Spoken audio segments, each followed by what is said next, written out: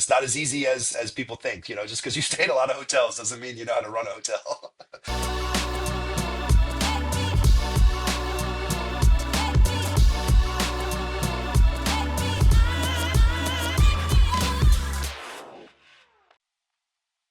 Welcome to Oysterlink, and thank you for joining us today.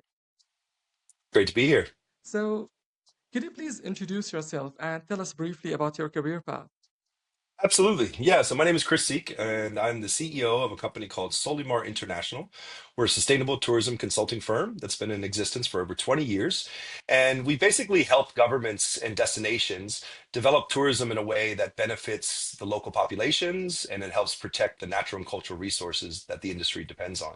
We do a lot of tourism strategies. We do a lot of connecting the tourism industry to conservation organizations and groups that are trying to help develop these economies. And so they bring us in as an expert in that regard. And so I've been doing that for over 20 years. In addition to that, as Solimar, I also have a role at George Washington University, where I teach some courses in marketing sustainability and investment in finance in the hospitality sector. And then I also have a small inn that I purchased about 8 years ago. It's called the Inn and Tavern at Meander. It's located in Locustdale, Virginia, which is in central Virginia, about 90 minutes outside of Washington, D.C. So, what got you into buying this in? You said that you bought that 8 years ago. What got you into that commitment? Yeah, it's a long story, but kind of the abbreviated version here is, I've spent my whole career with this idea that tourism, when it's managed the right way, it's developed the right way, can be a positive force for good. And I've seen this firsthand all over the world. I've been able to work in over 90 countries, and I've had the opportunity to work with some amazing hoteliers who've done a great job, not only creating a great experience, but also supporting those local communities, creating good jobs, helping support the development of these places, but also doing so in a way that really minimizes the impact on the environment and cultural resources, and also maximizing benefits. And so I've always admired that, and I thought, oh, wouldn't this be fun to not just be a consultant to tell people how tourism can make a difference, but actually have my own business where I can put that into action. And so we embarked on that about 8 years ago. We had an opportunity. A group of friends reached out to me because they had put an offer in for this hotel that's in my backyard, about 90 minutes from. I live in Washington, D.C. And so I thought, why not? Let's go ahead and jump on this. And it's been an adventure. It's definitely just because I spend a lot of time in hotels and I've worked with a lot of hotels doesn't mean that you have the background and education you need to run a successful hotel. So it's been quite an education process as much as it's been an adventure as well. They said you've been to 90 countries. And by the way, I thought I am a digital nomad. I'm not. I mean, 90 countries, that's beyond everything I have been to. So how do you manage the inn? How do you manage your project? What's your business model? If you're traveling, you're not there. That's probably one of the biggest challenges for running this business. And, it's kind of picked this up, while my full-time job is my work at Solimar. That's what pays my bills. And I've had that company now, like I said, for over 20 years. And so when I bought the inn, I was kind of under the impression, again, based on how we purchased it with a group of friends, that we could manage it using this kind of remote innkeeper kind of model, right? Where we recruit an innkeeper who has experience, who's worked at other inns, and they come to our property, and then they run the property with their own experience and their own know-how, and we would just sit back and learn from them. And over the 8 years, I think I've had probably about 10 or 12 different managers of the property over the years, and I can say that that's probably been one of the biggest challenges, finding the right person that has the background and knowledge of how to run a hospitality business, but also the passion and dedication for making a successful hospitality business. As you know, hospitality is all about the details. It's all about the passion you put in for the guest experience, and it's hard to do that when you're the owner and you're not living on property and you're relying on your managers to do that for you. And so we've attempted different models. We brought in the professional innkeepers from other places that have worked in other inns, and they've come into place. We've also used local managers where we've kind of been able to kind of hire within and find people with that right attitude and dedication, and kind of give them the training and the tools so they can be successful. So it's been a challenge for sure. I think that's probably been the biggest challenge for us since we've purchased purchase the property was finding the right management team. But when we get that right person in there and they're working hard and they're dedicated to it, that's when the business really is fun to be running. When you're looking for a new manager, that's probably not the best time, I can say, in my experience.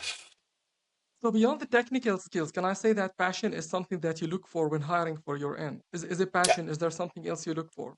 Absolutely. One of my previous chefs was a great guy who, he came in and he used to say this all the time, right? It's all about the attitude and the effort, right? If you come in with that right attitude, with the passion for wanting to do good, wanting to make sure the guests have a great experience, and you put the effort in, right? Hospitality is a demanding job. It's not something you just sit around and just kind of wait for the phone to ring. There's always something to do, and there's tons of work that needs to be done. So it's all about prioritizing and putting that best effort in. You can clean a room, but there's different standards of how you clean that room. And, do you inspect the room? And what are those standards for inspecting to make sure that it's meeting those standards and stuff? So that effort is equally important. So that kind of, those two things I think are critical. It's often hard to tell when you're interviewing somebody if they have the right attitude and the right effort. That often comes out as they start working. But yeah, it's one of those things. And as everyone, your listeners know, the hospitality industry is demanding. I mean, it's like hosting a dinner party for strangers every single night of the week. You have new people in, and we're a small property. We only have 12 rooms. So as a result, it's a very intimate experience, and people want to get to know the managers. They want to have conversations. They want to know about the history. So it's not just a transaction where they come in and check into their room. There's a lot of relationships that are built, and that's what drives repeat visitation and delivering those great experiences. So we encourage that, but of course, again, you got to find the right person who's willing to tell that story over and over again and really make sure that those guests have a great experience. Since you mentioned the experience, let me ask you, what would be the one thing you would never compromise on when it comes to your guest experience? Yeah, I mean, I think there's a lot of things I would say for what we expect from that guest experience. I think the first thing is just making sure that all those touch points, even from the visiting the website to reaching out over email or phone, just to answer, to ask questions, or, before the booking, even after the booking, right the week before you're supposed to arrive, we try to provide some information to you so you know about that, and then just that welcome. We're still in the hospitality business. I know a lot of companies, and we've tried to use technology, but at the end of the day, it's all about welcoming someone into your space, and so they need to feel like they are appreciated and that they're that you're glad that they're there and that you're dedicated to making sure they have a great experience. So I would say that's probably one of the most important things to do. Obviously we need to make sure the guests are safe and that they have a good experience when they're in the rooms, the restaurant, the food, everything needs to be great. But I think it comes down to that personal touch and that the way in which our staff connect with our guests and really make them feel special and let them know that they're really valued and we want them to have a great experience. Let me take you back in time 8 years. What if you can go back in time to your opening day, to your the hotel's opening day? Is there something you would change, or did everything go as you planned it? Well, yeah, I mean, I think one of the things we learned the hard way is that having a hotel with only 12 rooms is a challenge, right? It's really once you're below 18 rooms, 20 rooms, you're really more of an owner operated business, and that's just the reality. If you look at a lot of small inns and a lot of small hotels, and that's just the challenge for us as we're trying to make sure that we're running a professional business, is how do you do that with obviously not being able to be there on site and to play that role. And so that's been definitely one of the challenges we've had. And I would say that going back to it, I would have looked at that models from the very beginning and realized that we should have focused right from the very beginning on how to expand the number of rooms so that we could get that economies of scale that we need, so that we can pay that good salary for that general manager and that maintenance person that can cover more than just 12 rooms. And so we're in the process now, 8 years later, of trying to expand the capacity of the business. And so we're working on that, and really excited about that, because once you start looking at the numbers, when you start looking at what you could do between 12 rooms and having 20 rooms, having a expanded event space, so we can host events and weddings and things like that, it's a different business. And so that's probably one of the things that I would have done differently, is I would have sat down from the very beginning and thought about, okay, how do we scale the business? How do we expand the capacity and leverage the fact that we've got 80 acres of beautiful, land right next to a river with views of the Shenandoah National Park and the Blue Ridge Mountains. So it's, how do you take advantage of that space and really expand the capacity so that we can make this a professional business? You mentioned that now, like, is it a plan? Are you in the process of expanding the project? Yeah, absolutely. So I've been going at this now for almost a year now. Kind of finally sat down and realized that that was the path to success. And so started off with kind of looking at, what would it take to expand? And first thing we had to do was talk with our county. We're in a rural county in Virginia. It's an agriculture community. Our property is built in 1766, so it's over 250-year-old property. It's got a lot of history. Thomas Jefferson, George Washington, General Lafayette. So there's a lot of history in the property. But when we wanted to expand, we realized that we had to get the support from the county because we're zoned for agriculture. We had to get a special use permit so that we could get permission to go ahead and expand our capacity. And our county has been very kind of hesitant about too much development, and I'm grateful for that because that's why the area is so beautiful. That's why people love coming out to the area because it does have that agricultural charm and just this feeling of a really nice rural destination. So that kind of hesitation by the county government to be cautious of development has worked in my favor. But now here's the opportunity where I need to make the case for why doubling our capacity would be good for the county and be good for our business. And so I had a chance to go in front of the county board of zoning and made the case and explain to them the type of development we want to do and how we're really trying to make sure that it has it's integrated with the land so that it's not an eyesore. We really made an effort to make sure our neighbors were supportive of our expansion plans, and so once we did all of that and we had the county commissioners come out and visit the property and see our vision, then we were able to get that permission because they really saw what we were trying to do and they wanted to support our business growth because they knew it was going to be good for the county as well. So that was the first step, and so that took a little while. We had to do that basically last fall, and that got permission in December.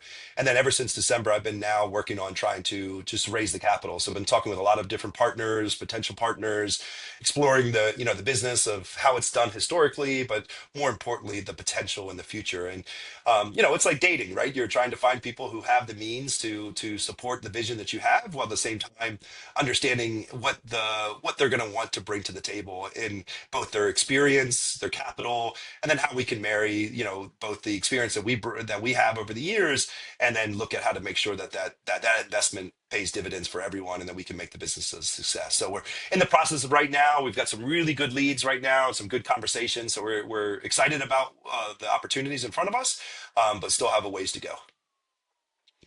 Actually, it's not just finding investors, that's more like dating. Even finding the right team is like dating. Finding a general manager, finding people to take care of your project. That's also like dating, I would say.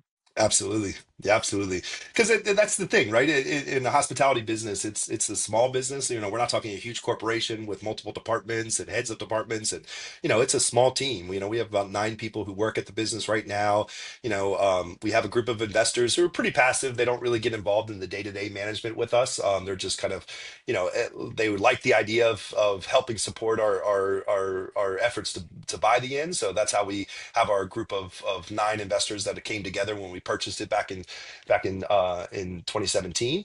But now that as we're talking to more, I would say professional hospitality companies, these are people that have experience, they have other hotels, they've done it before. One of the things I'm appreciating from these conversations is, like you said, it's not just the capital that they bring to the table, it's the experience and the know-how. So the opportunity for me to step back as well and to let them take the reins, and I can learn from them, and that would be really exciting for us as well. At the end of the day, nothing's changed from when we started this. Was we wanted to build a business that could deliver a great guest experience and support the preservation of the cultural heritage of the property and protect the farmland and the river and all the environment around us, and just create a great solution or benefit for our rural community, both from job creation and tax revenue. So that's what we want to do. It's just how we get there. It's been like a lot. It's been not a straightforward path. We've kind of taken a lot of turns along the way. But everyone who's listened to your podcast, knows the hospitality is a unique industry, and it's difficult. It's a challenge, but at the same time, it's very rewarding. You know, when you deliver that great experience and you get that 5-star review and people tell you what a great experience they had, or that employee comes up to you and talks about how important that job is to them and what it means to their and their family, like that's very rewarding. And so I just would love to see that nothing but success, and realizing sometimes that it's not as easy as people think. Just because you stay in a lot of hotels doesn't mean you know how to run a hotel. Thank you so much for this and all the best wishes. Hoping that when this plan, I don't know, takes place, we'll be able to help you with like through Oysterlink to find the right staff, to find the right people to fill those positions. Because how many people do you expect to have once you, let's say, expand the project? Yeah, so with our projections right now, I mean, that's one of the beauties of this is that when you have more capacity, yes, you're going to need to expand some staffing. Obviously, we need more housekeepers and stuff, but it doesn't mean you need a second general manager, for example. You don't need a second chef, right? So there's certain benefits there that you'd be able to have, but we're always looking for good talent. So I like I said, finding people who have that experience in the hospitality sector, who have that passion is definitely something that we're always on the lookout for. So if there's anyone who's interested and wants to help us with this journey, feel free to reach out. Best way to reach me would be through my LinkedIn profile. That's kind of where I capture a lot of new connections and new partnerships. So would love to look at seeing how we can, who wants to help and join me to help take this business to the next level. Thank you. Thank you so much. All right. Thank you.